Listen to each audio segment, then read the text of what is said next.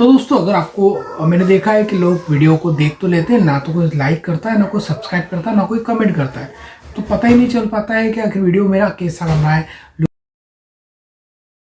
दोस्तों, जैसा कि आप लोग सभी जानते हैं, 31 दिसंबर लास्ट डेट है हमारे GSTR 9 मतलब एनुअल टैक्स रिटर्न फाइल करने की लास्ट डेट है 31 दिसंबर। और ये एनुअल GST का रिटर्न होता है जो सभी लोगों को तो नहीं, लेकिन ऐसे लोगों को रिटर्न फाइल करना जरूरी है जिनका टर्नओवर 1 करोड़ से ऊपर है।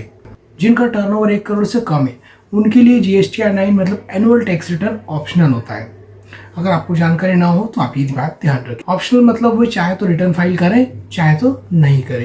अब मैं आपको आज GSTR 9 में जो लोग कॉमन मिस्टेक करते हैं, जो खास 5 मिस्टेक मैं आपको बताऊंगा जो अक्सर लोगों से हो जाती है, और जरा सी मिस्टेक के कारण GST डिपार्टमेंट से उन्हें नोटिस भी आ जाता है। तो वीडियो को स्किप मत कीजिएगा। अगर आप GST में रजिस्टर्ड हैं या आप नहीं भी, आपका कोई दोस्त हो या आपका कोई आसपास GST में रजिस्टर्ड है और वो GSTR 9 फाइल करता है, तो उसे जरूर बताएं ये मिस्टेक जो मैं आपको बताने जा रहा हूँ, ताकि वो इससे बच सके।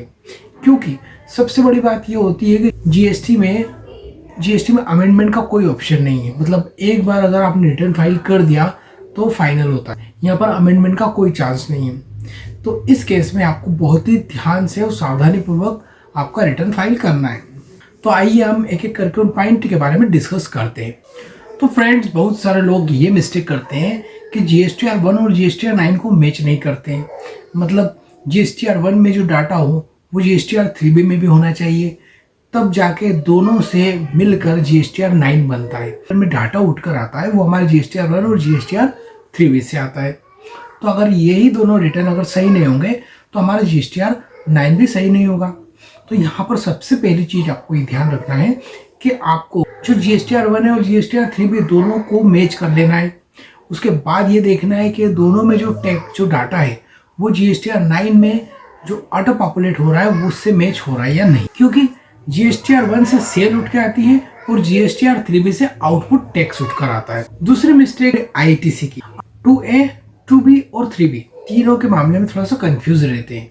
वो क्या करते हैं, जो GSTR 9 में ITC शो हो रहा है वो GSTR 2 और GSTR 2A से रिकनसाइल करते हैं, जबकि एक्चुअल होता ये है कि उसमें जो डाटा जो ITC उठ के आ रहा है GSTR 2 और GSTR 2A से नहीं होता, बल्कि वो होता है हमारा 3B से।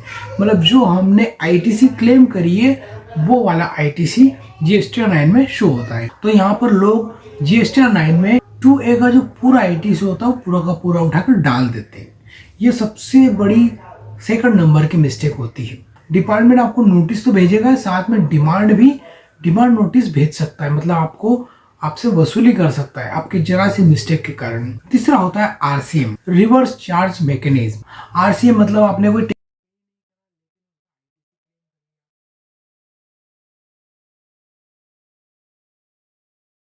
इसी प्रकार से आते हैं हमारे क्रेडिट नोट, डेबिट नोट।